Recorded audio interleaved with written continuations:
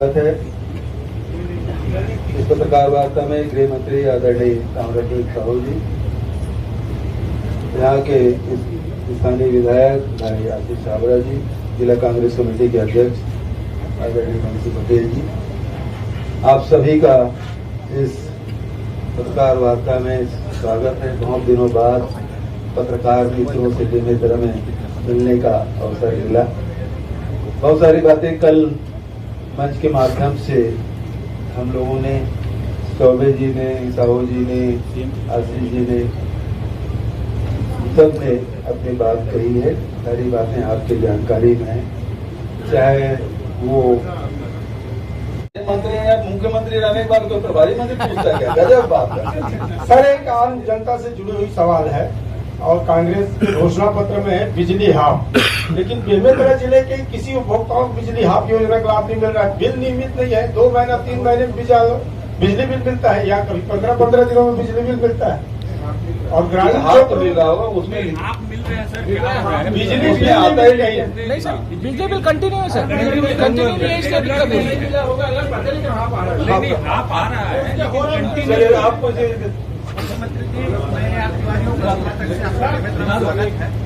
आपने पूरे विश्व में जो है बैक टू बेसिस। अब देखें जितना शुगर की जरूरत है उससे कहीं ज्यादा उत्पादन पूरे देश में हो रहा है और उसके कारण से कोटा निर्धारित कर देने के कारण से बहुत ज्यादा हम शक्कर नहीं बना पाते और उसका नुकसान जहां शुगर मिल को हो रहा है वहीं किसानों को हो रहा है।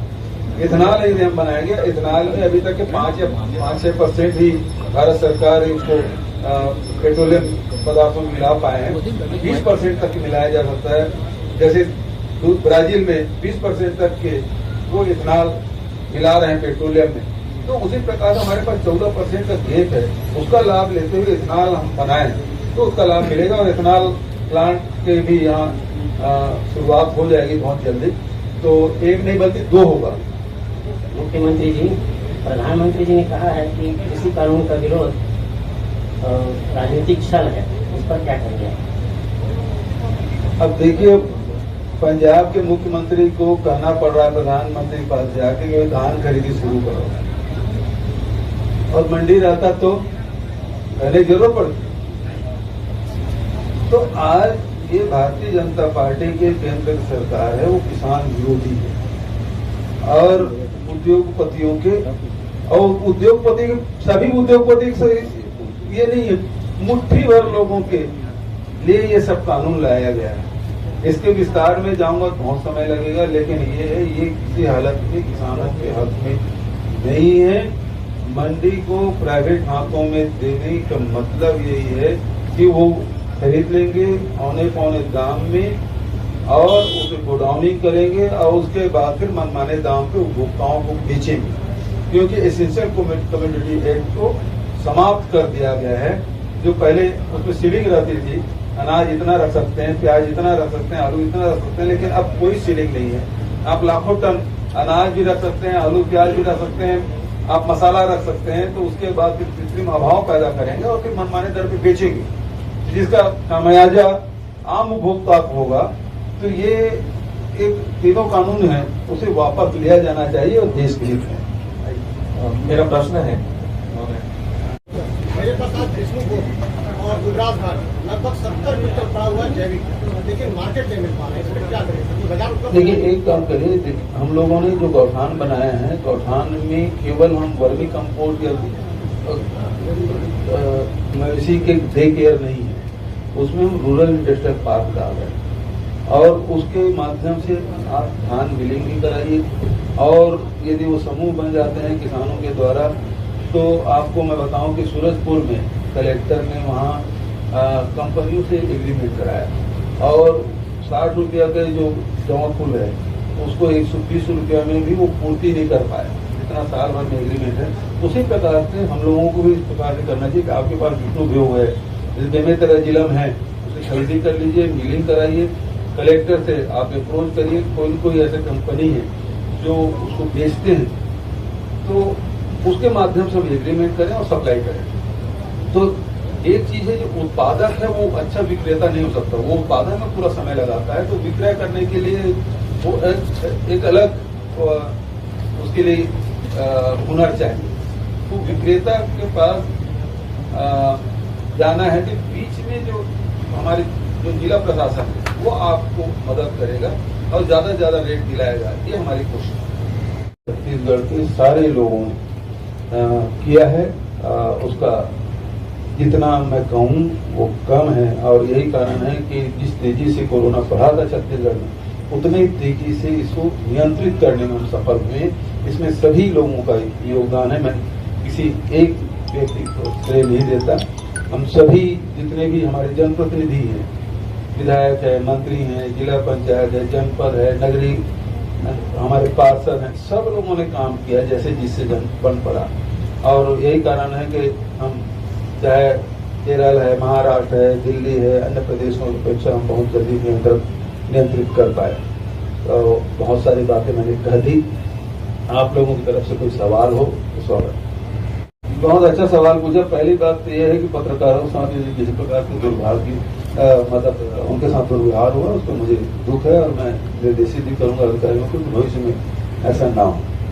दूसरी बात, जो उद्योगों की बात आपने कहा कि अभी आपने कोरोना काल में देखा होगा, पहले हम लोग कहते थे कि 1-1.5 लाख लोग ही पलायन करते थे, लेकिन पिछले साल जब लोग वापस आए घर तो वो आंकड़े थे लगभग 7 लाख। ये बहुत बड़ा आंकड़ा है, बहुत बड़ा अंक है, जिससे लोग हर साल रोजी रोटी के लिए बाहर जाते हैं। बात करने से ही पता चलता है कि कहीं एक भट्टे में काम कर रहे हैं, उद्योग में काम कर रहे हैं, व्यापारियों के यहाँ काम कर रहे हैं, ठेका में काम कर रहे हैं। इसका अर्थ यह है कि जो वो छत्तीसगढ़ में चाहते हैं, केवल मनरेगा नहीं या कृषि कार्य नहीं, कृषि कार्य करने के लिए लौट आते हैं, लेकिन बचत समय जाकर फैक्ट्रियों में काम करते हैं। यदि फैक्ट्री हमारे यहाँ खुले तो लोगों को रोजगार के बाहर भटकना क्यों पड़ेगा। और हम लोगों ने ये व्यवस्था की कि 90% जो पद है वो स्थानीय लोगों से भरा जाए, जो और टेक्निकल है और उनको एक निश्चित स्किल लेबर चाहिए, तो उसके बाद छोड़ दीजिए बचत कामों को, जहाँ जरूरत है जिस चीजों की उसके हमको दे दें, ताकि हम उस प्रकार के स्किलिंग कर सकें। और ITI उसी प्रकार से आज पिछले दिनों हम लोगों ने फैसला किया कि ITI में उस प्रकार के ट्रेड होना चाहिए जो इंडस्ट्री को चाहिए। ये हमारी कोशिश। तो रोजगार देने के लिए हम लोग बहुत मतलब सजग हैं। एक तरफ किसानों के रुझान खेती की तरफ बढ़ा, आम जनता पिछले 2017 में आप देखें तो केवल 15 लाख रजिस्टर्ड किसान थे जो धान बेचते थे, 22 लाख हेक्टेयर था। अब स्थिति है कि 22 लाख किसान खेती कर रहे हैं और 27 लाख हेक्टेयर हो गया है। तो खेती की तरफ लोगों को रुझान बढ़ा है। तो अब चूंकि कृषि अब लाभकारी हो गया है राजीव गांधी न्याय योजना देने के बाद, हम लोगों ने उसी प्रकार से जितने भी PWD काम है, दूसरे विभाग के काम है, तो उसमें इंजीनियर रखने का प्रावधान हमने किया है। हमारे PWD मिनिस्टर बैठे हैं और उन्होंने ये सोच के साथ के हम नए इंजीनियर लोगों को हम लोग इसको मौका दें, तो उसमें भी सभी इंजीनियर रखने की व्यवस्था की। और बहुत सारे ऐसे लोग हैं जो उसमें काम में लगे हैं। फिर 20 लाख और बस्तर जैसे जगह में 50 लाख तक की जो बेरोजगार लड़के हैं उसको हम लोग काम करेंगे। स्वागत है। जब आप यूथ कांग्रेस दुर्ग जिला ग्रामीण के अध्यक्ष थे, तो इसके लिए जब हमारे पास यहाँ इंडस्ट्री की संभावना है तो हम इंडस्ट्री डालें। बेमेतरा जिले में एक भी इंडस्ट्री नहीं है। यहाँ के लोग रायपुर जाते हैं, भिलाई जाते हैं या दूसरे प्रदेश जाते हैं। यदि यही इंडस्ट्री लगेगा तो फिर वो साइकिल चला के क्यों जाएगा? वो साइकिल 40 किलोमीटर साइकिल भी चलाएगा, दिन भर काम करेगा, फिर 40 किलोमीटर साइकिल चला पाएगा। तो उसका तो उसके शरीर के साथ तो ज्यादती ही है। यदि हमारी इंडस्ट्री यहाँ खुल जाए, औद्योगिक संतुलन बना, उद्योग और पर्यावरण के संतुलन बनाते हम लोगों को काम करना चाहिए। तो इसलिए मैं समझता हूँ कि ये उद्योग आ रहे हैं तो रोजगार के भी अवसर हैं। तो इसलिए लेकिन स्थानीय व्यक्ति के साथ अन्याय भी होना चाहिए। यदि जमीन है, जमीन अधिग्रहण कर रहे हैं तो उसके फिर जो प्रावधान है उसके हिसाब से उसका प्रकरण करना पड़ेगा। 130 से ज्यादा पद है, मगर वर्तमान में देखा जाए तो सबसे जरूरी मानी जाए स्त्री रोग विशेषज्ञ भी नहीं है। ऐसे जो 16 विशेषज्ञ डॉक्टरों की पद है, साथ ही साथ पूरे जिले अगर जिला अस्पताल की बात करें तो 65 पद रिक्त है। तो इसके लिए क्या प्रावधान है? क्योंकि देखिए, एक मांग और पूर्ति की हमेशा संतुलन बना के रखना चाहिए। जितने हमारे पद हैं उतने डॉक्टर या स्टाफ नहीं रहते, उसके कारण से परेशानी होती है। आपको एक उदाहरण दो, कर्नाटक में 1700 के पीछे एक डॉक्टर है और हमारे छत्तीसगढ़ में 7000 व्यक्ति के पीछे एक डॉक्टर है। तो इस कमी को पूर्ति करने के लिए आपने देखा होगा कि 18 साल में हमारे पास 6 या 7 मेडिकल कॉलेज थे, 10 थी, लेकिन हम लोगों सत्ता में आते ही कोरबा, महासमुंद और कांकेर 3 मेडिकल कॉलेज और चंदोला चंद्राकर के अधिग्रहण करके 4 मेडिकल कॉलेज हमने 2.25 साल में इसकी शुरुआत की। अभी अब कल भी बेमेतरा में रवि चौबे जी, आशीष जी सब लोग मांग कर रहे थे कि यहाँ भी मेडिकल कॉलेज होना चाहिए। तो हम लोगों का पहला लक्ष्य यह था कि हर लोकसभा क्षेत्र को, और अभी के बाद जांजगीर लोकसभा ऐसा है जहाँ कोई मेडिकल कॉलेज नहीं है, तो वो करने के बाद सभी जिला मुख्यालय में और प्रत्येक जिला में एक मेडिकल कॉलेज हो ताकि डॉक्टरों की उपलब्धता हो सके। तो ये जो शिकायत आपकी आ रही है उसे दूर किया जा सकता है, और इसीलिए हम लोगों ने शहरों में मोबाइल मेडिकल यूनिट की शुरुआत की है। ग्रामीण क्षेत्र में हाट बाजार क्लिनिक योजना की शुरुआत करने के पीछे कारण यही है कि हमारे पास स्टाफ की कमी है, सेवाएं दे नहीं पाते, और है भी तो थोड़ा दूर पड़ता है। लेकिन हाट बाजार में हर व्यक्ति जरूर जाता है, गांव के आदमी जरूर जाता है। शहरी क्षेत्र में जो स्लम एरिया है, सुबह से मजदूर अपने काम में चले जाते हैं, शाम तक के लौटता है, और उसके बाद हॉस्पिटल जाने के उसके पास समय नहीं रह पाता, और जब उसके समय में हॉस्पिटल डॉक्टरों की छुट्टी हो जाती है। तो इसलिए इस बात को ध्यान में रखते हुए मोबाइल मेडिकल यूनिट की शुरुआत हमने की।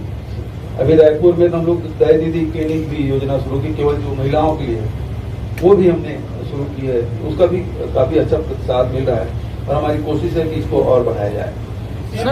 माननीय मुख्यमंत्री जी, मैं आपको बेमेतरा में कल आपने जो सौगात दी उसमें मेडिकल कॉलेज की जो बात कही, उसके लिए मैं बेमेतरा प्रेस क्लब की तरफ से, पत्रकारों की तरफ से आपको बहुत बहुत धन्यवाद करता हूँ। दूसरी बात, जितनी सहजता से आप मिलते हैं सबसे, और सबका व्यवहार, सबके प्रति व्यवहार इतना अच्छा रहता है। कल मैं इतने दिनों की पत्रकारिता में पहली बार देखा, मेरे मन